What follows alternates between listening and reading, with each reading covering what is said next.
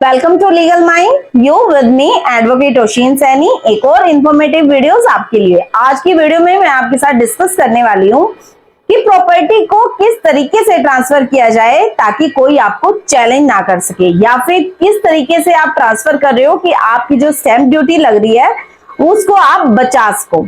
इस वीडियो में मैं आपको सारे वो तरीके बताने वाली हूँ जिस तरीके से प्रॉपर्टी को ट्रांसफर किया जा सकता है। वीडियो शुरू करने से पहले अगर आपको मेरी जो वीडियोस हैं वो अच्छी लगती हो तो लाइक करें, शेयर करें और सब्सक्राइब करना ना भूलें। कमेंट सेक्शन ओपन है, आप अपना सजेशन मुझे ड्रॉप कर सकते हैं। हो सकता है मेरा जो नेक्स्ट वीडियो हो वो आपके ही सजेशन पे हो। आपको किसी तरीके की लीगल एडवाइस लेनी है, अपने केस से रिलेटेड आपको मुझसे कुछ बातें करनी है, 1-to-1 सेशन करना है, तो दिए हुए नंबर पे और कम्युनिकेशन चैनल पे आप अपने मैसेज ड्रॉप कर सकते हैं। मेरी टीम आपको फुल सपोर्ट करेगी। चलिए वीडियो को शुरू करते हैं। आप सभी जानते हैं प्रॉपर्टी को ट्रांसफर करने के बहुत सारे तरीके होते हैं, लेकिन वो कौन से तरीके होते हैं जो वैलिड होते हैं। सबसे पहले आता है सेल डीड। सेल डीड से अगर आप प्रॉपर्टी को ट्रांसफर करते हैं तो ये एक बहुत ही सॉलिड ट्रांजेक्शन माना गया है। हालांकि जो सुप्रीम कोर्ट है उनकी भी गाइडलाइंस है, अगर सेल डीड हुई है, अगर प्रॉपर तरीके से हुई है, लीगल तरीके से, तो इसको चैलेंज करना बहुत ही इम्पॉसिबल है। डिटेल में हम आगे बात करेंगे। सेकंड आता है गिफ्ट डीड। आप किसी को गिफ्ट कर रहे हैं प्रॉपर्टी, अपने रिलेशनशिप में कर रहे हैं, कोई हस्बैंड वाइफ को कर रहा है, तो इस तरीके से आप भी प्रॉपर्टी को जो है ट्रांसफर कर सकते हैं सेल डीड के थ्रू। उसके बाद आता है विल। आप सभी को पता है वसीयत, जो बुजुर्ग लोग होते हैं अपनी जमीनों की, या फिर आज के टाइम में तो ट्रेंड चला हुआ है अपनी प्रॉपर्टी की विल बना ली जाती है ताकि उनके मरने के बाद वो जिसको चाहते हैं वो प्रॉपर्टी उसको चली जाए। तो ऐसे में आप विल भी बना सकते हैं, विल के थ्रू भी आप ट्रांसफर कर सकते हैं। लेकिन आपको पता होना चाहिए विल एग्जीक्यूट होती है जिसने लिखी है उसकी डेथ के बाद। उसके बाद आती है पावर ऑफ अटॉर्नी। आज के टाइम में सबसे ज्यादा लोग जो ट्रांजेक्शन कर रहे हैं, प्रॉपर्टी का ट्रांसफर कर रहे हैं, उसमें यूज किया जाता है पावर ऑफ अटॉर्नी। इसके बारे में मैं डिटेल में बात करूंगी क्योंकि ये जो मेथड है ये इनवैलिड है और ऑनरेबल सुप्रीम कोर्ट का एक जजमेंट है जिसमें इस मेथड को इनवैलिड डिक्लेयर किया, और कैसे किया मैं आगे वीडियो में आपको बताऊंगी। इसके बाद आता है एक और जो मेथड है जिसके थ्रू हम प्रॉपर्टी को ट्रांसफर करते हैं, रीलिंक्विशमेंट डीड होती है। और ये जो डीड होती है ये जहां पर हम अपनी भाषा में बोलते हैं दादा लाई प्रॉपर्टी होगी, एंसेस्टर प्रॉपर्टी होगी, जॉइंट प्रॉपर्टी होगी, हम वहां पे इस डीड का यूज करते हैं। इस डीड के थ्रू हम प्रॉपर्टी को ट्रांसफर करते हैं। उसके बाद आता है सेटलमेंट डीड। जी हाँ, ये वो तरीके थे जिसके थ्रू आप जो है अपनी प्रॉपर्टी को ट्रांसफर कर सकते हैं। मैं फिर से आपको बता देती हूँ, sale deed, gift deed, will, power of attorney, relinquishment deed और सेटलमेंट डीड, ये वो सारे तरीके हैं जो आज के टाइम में चलन में है और जिनके थ्रू आप प्रॉपर्टी ट्रांसफर कर सकते हैं।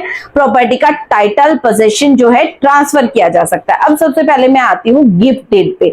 मैं आपको गिफ्ट डीड सबसे पहले इसलिए बताना चाहती हूँ, क्यों? देखिए, जो गिफ्ट डीड होता है वो आप ब्लड रिलेशन में, आप रिलेशन में, अपने रिलेटिव्स में आप गिफ्ट डीड करिए। सबसे बड़ी बात कि इसमें जो स्टैंप ड्यूटी है बिल्कुल ना के बराबर लगती है, और अगर आप ब्लड रिलेशनशिप में प्रॉपर्टी को ट्रांसफर कर रहे हैं तो यहाँ पे जो स्टैंप ड्यूटी है बिल्कुल ना के बराबर लगती है। और जैसे कोई हस्बैंड अपनी वाइफ को कर रहा है, कोई फादर अपनी डॉटर को कर रहा है, कोई ब्रदर अपनी सिस्टर को कर रहा है, तो इस तरीके से अगर आप ब्लड रिलेशनशिप में प्रॉपर्टी को ट्रांसफर कर रहे हैं और वो भी गिफ्ट डीड के थ्रू, तो ये बेस्ट तरीका है आपकी स्टैंप ड्यूटी को बचाने का। और इस तरीके का जो डीड बनती है उसको चैलेंज भी नहीं किया जा सकता। तो मेरा आपको सजेशन है, अगर आप अपनी प्रॉपर्टी अपने किसी ब्लड रिलेशन में या फिर रिलेटिव में ट्रांसफर कर रहे हैं तो सेल डीड ना करके आप गिफ्ट डीड करिए। अब आप सेल डीड क्यों ना करें इसके बारे में भी मैं आपको बताऊंगी। देखिए, सेल डीड क्या होता है? सेल डीड का मैं आपको एक एग्जांपल के थ्रू बताती हूँ। सपोज मेरी प्रॉपर्टी है, मैं आपको सेल करना चाहती हूँ।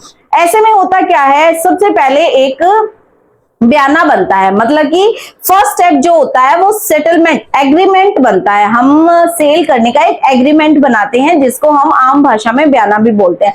इसमें होता क्या है, देखिए, फर्स्ट डेट पे आप सपोज करो कोई प्रॉपर्टी है जो मैं बेच रही हूँ, वो मतलब कि 50 लाख की है। उसमें आप एकदम से तो मुझे पैसे दे नहीं पाओगे, आप 10 लाख मुझे पहले देते हो। तो ऐसे में उसमें मेंशन कर दिया जाता है जो भी टर्म कंडीशंस होती हैं, जिस डेट को आप पे करने वाले हो या फिर जिस डेट को हम रजिस्ट्री करवाने वाले हैं, तो सेम डेट पे आप जो रिमेनिंग अमाउंट है आप वो मुझे पे करेंगे और फिर उसके बाद सेल डीड के थ्रू वो जो प्रॉपर्टी है आपको मैं ट्रांसफर कर दूंगी। लेकिन ऐसे में होता क्या है, ऐसे में जो आपका जो स्टैंप ड्यूटी लगती है वो दो तरीके से लगती है। एक तो जो आपके डिस्ट्रिक्ट का कम्युनिटी के जो रेट है, मतलब ये डीएलसी की जो रेट है, देखिए हर स्टेट में डीएलसी रेट डिफरेंट होते हैं। अगर आपको अपने स्टेट का चेक करना है तो आप गूगल पे जाइए, वहां पे अगर आप अपने स्टैंप ड्यूटी के रेट चेक करना चाहते हैं तो आप वहां पे जाके बहुत इजीली कर सकते हैं। और ये जो डीएलसी रेट होते हैं ये डिपेंड करते हैं एरिया के अकॉर्डिंग, कहाँ पे कितनी चौड़ी सड़क है, हाईवे लग रहा है, किस तरीके से सारी सर्कमस्टेंसेस देखे जाते हैं, उसके अकॉर्डिंग ही स्टैंप ड्यूटी जो है डिसाइड की जाती है। और दूसरा आता है मार्केट वैल्यू के अकॉर्डिंग। तो ऐसे में काफी लोग क्या करते हैं स्टैंप ड्यूटी को बचाने के लिए कि आप मैं अब क्लियर आपको ये बताना चाहती हूँ कि जैसे आप क्या करते हैं कि कुछ रिमेनिंग अमाउंट है आपने दे दिया है, कुछ 2 नंबर में पे किया है, मतलब कि डीएलसी रेट के अकॉर्डिंग आप कम दे रहे हैं और रिमेनिंग अमाउंट आप टैक्स बचाने के लिए किसी भी तरीके से कोई भी XYZ तरीका आप जो है अपना रहे हैं। तो ऐसे में आपका डीएलसी जो रेट होता है उसके ऊपर आपकी स्टैंप ड्यूटी लगती है और जो रेट रहता है वो 6 to 7% रहता है सेल डीड पे। और वहीं पे अगर आप लेडी के थ्रू करवा रहे हैं तो आपको 1 से 1.5% की इसमें छूट भी मिल जाती है। तो मेरा आपको सजेशन है, सबसे बेस्ट तरीका सेल डीड होता है, कोई चैलेंज नहीं कर सकता, और सबसे सॉलिड जो इंस्ट्रूमेंट होता है वो सेल डीड ही होता है, क्योंकि पूरा लीगलाइजेशन होता है, पूरा लीगल होता है। लेकिन आप जो मिस्टेक करते हैं वो ड्राफ्टिंग में करते हैं। प्लीज मैं काफी बार आपको सजेस्ट करती हूँ, जब भी आप सेल डीड को ड्राफ्ट करवाएं, आप जो फर्स्ट स्टेप करते हैं, आप जो एग्रीमेंट करवाते हैं, एग्रीमेंट टू सेल, उसको भी बहुत ध्यान से काफी बार पढ़ने के बाद ही उस पर साइन करें, क्योंकि उसी के बेस पे आपकी जो है आगे सेल डीड बनती है। अब थर्ड पॉइंट पे आता है विल। जब भी कोई इंसान वसीयत लिखता है अपनी, वो जिसको प्रॉपर्टी देना चाहता है, तो वो यही सोचता है कि क्यों सेल डीड किया। पहली बात तो ब्लड रिलेशन में आप सेल डीड नहीं करते, आप गिफ्ट डीड की तरफ जाते हैं। लेकिन वो सोचते हैं कि क्यों इसको देनी तो है, अगर अभी नहीं देनी तो मैं वसीयत कर लेता हूं, उसके बाद जो है इसको प्रॉपर्टी तो इसको ही जानी है। तो ऐसे में आप विल भी कर सकते हैं, विल भी बना सकते हैं, वसीयत भी बनवाते हैं काफी लोग।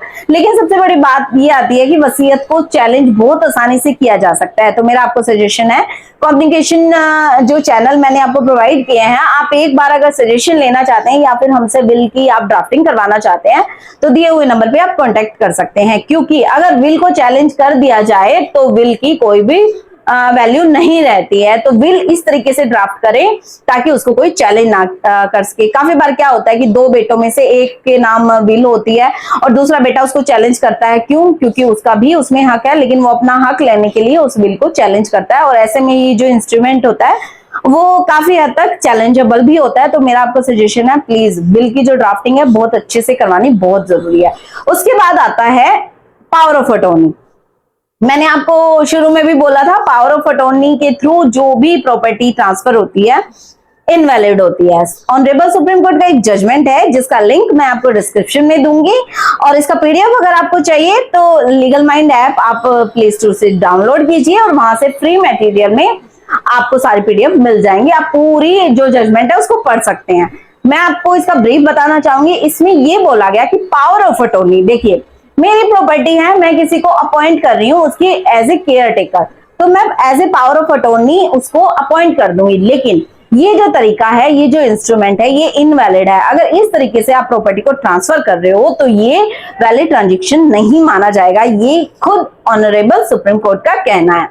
तो इस जजमेंट को भी आप यूज कर सकते हैं अगर आपके साथ भी ऐसा कुछ हुआ है या फिर आपकी फैमिली में किसी ने ये इंस्ट्रूमेंट बनाया है पावर ऑफ अटॉर्नी के थ्रू, तो आप चैलेंज कर सकते हैं, पर आपको ये जजमेंट लगाना बहुत जरूरी है। उसके बाद आता है रिलिंक्विशमेंट डीड। अब इसमें क्या होता है मैं आपको बहुत ही सिंपल सी भाषा में बताना चाहूंगी। जब भी कोई ज्वाइंट प्रॉपर्टी होती है, एंसेस्टर प्रॉपर्टी होती है, दादा लाई प्रॉपर्टी जो चलती पीढ़ी दर पीढ़ी चलती आ रही है, तो ऐसी प्रॉपर्टी में जब आप अपने हिस्से को क्लेम करते हो तो एक डीड बनवाई जाती है। सपोज हम 4 जने हैं, 4 में से एक को अपना हिस्सा चाहिए, बाकियों को अपना हिस्सा नहीं चाहिए, तो वो बाकी वाले एक डीड बनाएंगे, सेटलमेंट डीड होगा उनका, और वो उस डीड में यही लिखा जाता है कि हम अपनी मर्जी से ये जो हमारे हिस्से हैं इसको दे रहे हैं, ए को दे रहे हैं, एक को दे रहे हैं। तो इस तरीके से ये डॉक्यूमेंट थोड़ा सा लंबा होता है और इसकी लीगल ड्राफ्टिंग होना बहुत जरूरी है, क्योंकि कल को हो सकता है वो जो 3 पर्सन आज एग्री हैं वो कल को अपना हिस्सा लेने के लिए कोर्ट में आ सकते हैं। तो इसको शुरू से ही आप इस तरीके से ड्राफ्ट करवाएं कि इसको कोई चैलेंज ना कर सके। तो इस तरीके की जो डीड होती है वो सिर्फ इन्हीं कंडीशन में अप्लाई होती है, या तो ज्वाइंट प्रॉपर्टी हो या फिर आपकी पीढ़ी दर पीढ़ी दादालाई जो प्रॉपर्टी होती है उस पे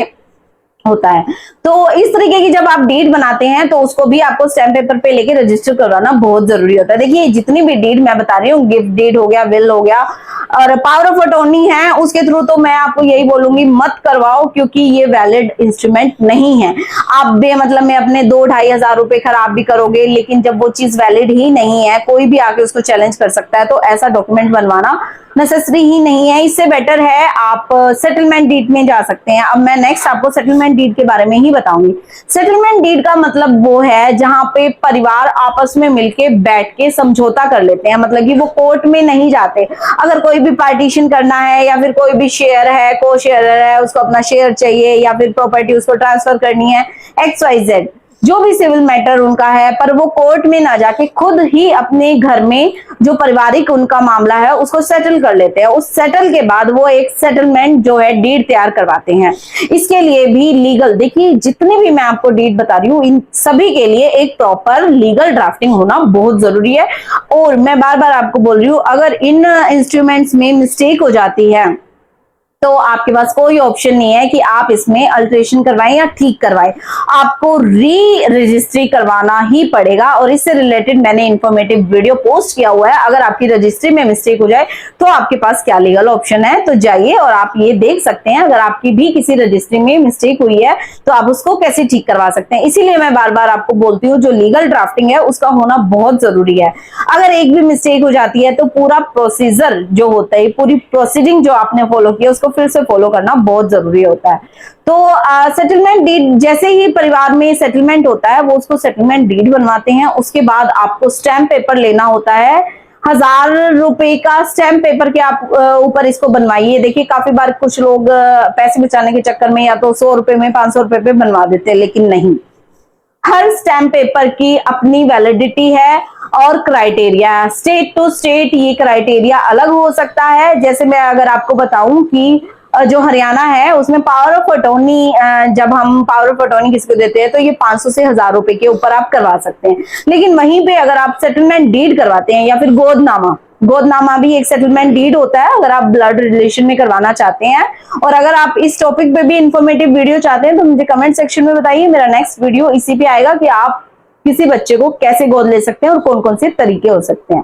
तो ये जो सेटलमेंट डीड थी इस पे भी स्टैंप ड्यूटी बिल्कुल ना के बराबर लगती है। तो जितने भी मैंने आपको तरीके बताए हैं, सबसे बेस्ट तरीका है सेल डीड, बट उस पे स्टैंप ड्यूटी लगती है। लेकिन स्टैंप ड्यूटी बचाने के तरीके मैंने आपको बताया कि या तो आप मतलब कि डीएलसी के रेट पे जा सकते हैं या मार्केट रेट पे, और कुछ एक अमाउंट पे करने के बाद आप उस पे जो है स्टैंप ड्यूटी पे कर सकते हैं। रिमेनिंग अमाउंट आप जिस भी तरीके से पे करना चाहे वो आपकी चॉइस है। उसके बाद जो गिफ्ट डीड है उस पे भी बहुत कम लगता है, लेकिन अगर ब्लड रिलेशनशिप है तो 0 के बराबर लगता है। विल पे कोई भी स्टैंप ड्यूटी नहीं लगती है। अगर आपको कोई कंफ्यूज कर रहा है कि बिल जो है स्टैम्प पेपर पे या फिर इसकी स्टैम्प ड्यूटी लगेगी, नहीं, बिल्कुल भी नहीं लगती है।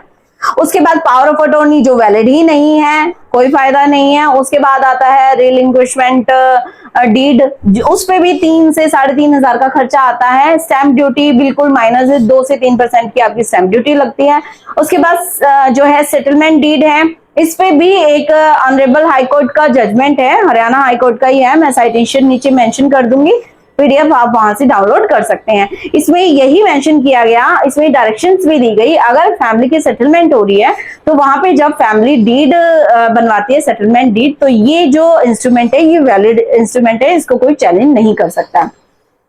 तो आई होप इस वीडियो में आपको समझ आया होगा कि वो कौन कौन से तरीके हैं, वैलिड तरीके हैं जिसके थ्रू आप प्रॉपर्टी को ट्रांसफर कर सकते हैं। और सिर्फ गिफ्ट डीड एक ऐसा मेथड है प्रॉपर्टी ट्रांसफर करने का जिसमें आप इनिशिएट मतलब कि आपका जो पोजेशन है, आपका जो भी आपका टाइटल है वो इमीडिएट ट्रांसफर हो जाता है। सिर्फ गिफ्ट डीड में ही होता है और सभी में जो भी प्रोसीडिंग होती है वो आप फॉलो करते हैं, उसके बाद जो टाइटल है वो ट्रांसफर होता है। तो आई होप आपको समझ आया होगा। वीडियो अच्छी लगी तो लाइक करें, शेयर करें और सब्सक्राइब करना ना भूलें। Thank you.